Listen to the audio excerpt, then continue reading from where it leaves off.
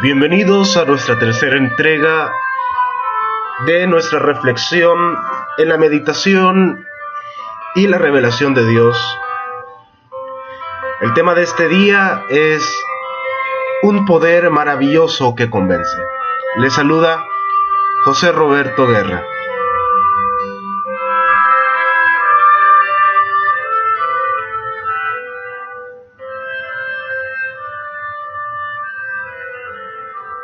¿Cómo se justificará el ser humano ante Dios? ¿Cómo será justo el pecador? Solo por medio de Cristo podemos ser puestos en armonía con Dios y con la santidad.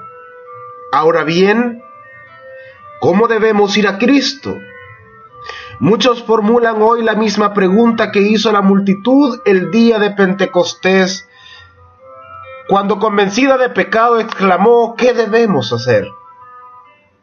La primera palabra de la respuesta del apóstol Pedro fue: arrepiéntanse. Poco después, en otra ocasión, dijo: para que sean borrados sus pecados, arrepiéntanse y vuélvanse a Dios. El arrepentimiento incluye tristeza por el pecado y abandono del mismo. No renunciaremos al pecado a menos que nos demos cuenta de su malignidad. Mientras no lo repudiemos de corazón, no habrá cambio real en nuestra vida. Muchos no entienden la verdadera naturaleza del arrepentimiento. Muchas personas se entristecen por haber pecado e incluso se reforman exteriormente porque temen que su mala conducta sea causa de sufrimientos. Pero esto no es arrepentimiento en el sentido bíblico. Lamentan el sufrimiento más bien que el pecado.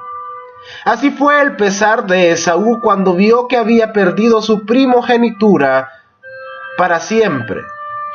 Balaam, aterrorizado por el ángel que estaba en su camino con la espada desenvainada, reconoció su culpa porque temía perder la vida, pero no experimentó un sincero arrepentimiento. No cambió de propósito ni abandonó el mal. Judas Iscariote, después de traicionar a su Señor, exclamó: he pecado porque he entregado sangre inocente. Esta confesión fue arrancada a su alma culpable por un tremendo sentimiento de condenación y una pavorosa expectativa de juicio. Las consecuencias que tendría que afrontar lo llenaban de terror, pero no experimentó profundo quebrantamiento de corazón ni dolor en su alma por haber traicionado al Hijo Inmaculado de Dios y negado al Santo de Israel. Cuando el faraón de Egipto sufría bajo los juicios de Dios, reconoció su pecado a fin de escapar del castigo, pero volvía a desafiar el cielo tan pronto como cesaban las plagas. Todos los mencionados, lamentablemente, reconocían los resultados del pecado, pero no experimentaron pesar por el pecado mismo.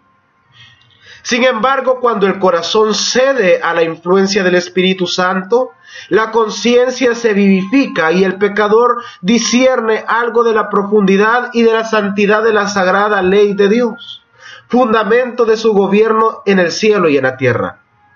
Esa luz verdadera, la que alumbra a todo ser humano, ilumina las cámaras secretas del alma y se revela todo lo oculto. La convicción se posesiona de la mente y del corazón. El pecador reconoce entonces la justicia del Señor y siente terror de aparecer en su iniquidad e impureza delante del que escudriña los corazones. Ve el amor de Dios, la belleza de la santidad y el gozo de la pureza. Ansía ser purificado y restituido a la comunión del cielo. La oración de David después de su caída ilustra la naturaleza del verdadero dolor por el pecado. Su arrepentimiento fue sincero y profundo. No se esforzó por atenuar su culpa y su oración no fue inspirada por el deseo de escapar al juicio que lo amenazaba. David veía la enormidad de su transgresión y la contaminación de su alma. Aborrecía sus pecados. No solo pidió perdón, sino también que su corazón fue purificado. Anhelaba el gozo de la santidad y ser restituido a la armonía y comunión con Dios. Sentir un arrepentimiento como este es algo que supera nuestro propio poder. Se obtiene únicamente de Cristo, quien ascendió a lo alto y dio dones a los hombres. Precisamente en este punto es donde muchos yerran, y por ello no reciben la ayuda que Cristo quiere darles. Piensan que no pueden ir a Cristo a menos que se arrepientan primero, y que el arrepentimiento los prepare para que sus pecados les sean perdonados. Es verdad que el arrepentimiento precede al perdón de los pecados, porque es únicamente el corazón quebrantado y contrito el que se siente en necesidad de un Salvador. Pero para poder ir al Señor Jesús, ¿el pecador acaso ha de esperar hasta que se haya arrepentido? ¿Debe hacerse del arrepentimiento un obstáculo entre el pecador y el Salvador? La Sagrada Escritura nos enseña que el pecador no enseña que tenga que arrepentirse antes de poder aceptar la invitación de Cristo. Vengan a mí todos los que están cansados y agobiados, y yo les daré descanso. La virtud proveniente de Cristo es la que nos induce a un arrepentimiento genuino. El apóstol Pedro presentó el asunto de una manera muy clara cuando dijo a los israelitas: por su poder, Dios lo exaltó como príncipe y salvador, para que diera a Israel el arrepentimiento y el perdón de pecados. Tan imposible es arrepentirse si el Espíritu de Cristo no despierta la conciencia propia, como lo es obtener el perdón sin Cristo. Él es la fuente de todo buen impulso. Él es el único que puede implantar en el corazón enemistad entre el pecado y el hombre. Todo deseo de verdad y pureza, toda convicción de nuestra propia pecaminosidad, evidencian que su Espíritu está obrando en nuestro corazón. Jesús dijo: pero yo, cuando sea levantado de la tierra, atraeré a todos a mí mismo. Cristo tiene que ser revelado al pecador como el Salvador que murió por los pecados del mundo. Y mientras contemplamos al Cordero de Dios sobre la cruz del Calvario, el misterio de la redención comienza a revelarse a nuestra mente y la bondad de Dios nos guía al arrepentimiento. Al morir por los pecados, Cristo manifestó un amor incomprensible. Y a medida que el pecador lo contempla, este amor enternece el corazón, impresiona la mente e inspira la constricción del alma. Es verdad que a veces los seres humanos se avergüenzan de sus caminos pecaminosos y abandonan algunos de sus malos hábitos antes de darse cuenta de que son atraídos a Cristo. Pero siempre que, animados de un sincero deseo de hacer el bien, hacen un esfuerzo para reformarse, es el poder de Cristo el que los está atrayendo. Una influencia de la cual no se dan cuenta obra sobre su alma. Su conciencia se vivifica y su conducta externa se enmienda. Y cuando Cristo los induce a mirar su cruz y contemplar a aquel que fue traspasado por sus pecados, el mandamiento se graba en su conciencia. Les es revelada la maldad de su vida, el pecado profundamente arraigado en su alma. Comienzan a entender algo de la justicia de Cristo y exclaman: ¿qué es el pecado para que haya exigido tal sacrificio por la redención de su víctima? Fueron necesarios todo este amor, todo ese sufrimiento, toda esa humillación para que no pereciéramos, sino que tuviéramos vida eterna?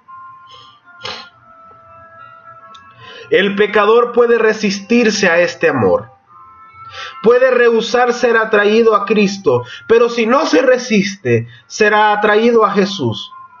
El conocimiento del plan de salvación lo guiará al pie de la cruz, arrepentido de sus pecados, los cuales causaron los sufrimientos del amado Hijo de Dios. La misma inteligencia divina que obra en toda la naturaleza, habla a los corazones de los hombres y las mujeres y crea en ellos un deseo indecible de algo que no tienen. La cosa del mundo no pueden satisfacer su ansia. El Espíritu de Dios les suplica que busquen las únicas cosas que pueden dar paz y descanso, como lo son la gracia de Cristo y el gozo de la santidad. Por medio de las influencias visibles e invisibles, nuestro Salvador está constantemente obrando para atraer el corazón de las mujeres y los hombres y sacarlos de los vanos placeres del pecado y llevarlos a las bendiciones infinitas que pueden obtener de él. A todas esas almas que procuran vanamente beber en las cisternas rotas de este mundo, se dirige el mensaje divino.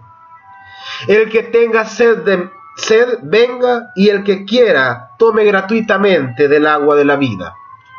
Si en tu corazón existe el anhelo de algo mejor que cuanto este mundo pueda ofrecer, reconoce este deseo, la voz de Dios que habla en tu alma. Pídele que te dé arrepentimiento, que te revele a Cristo en su amor infinito y en su pureza absoluta.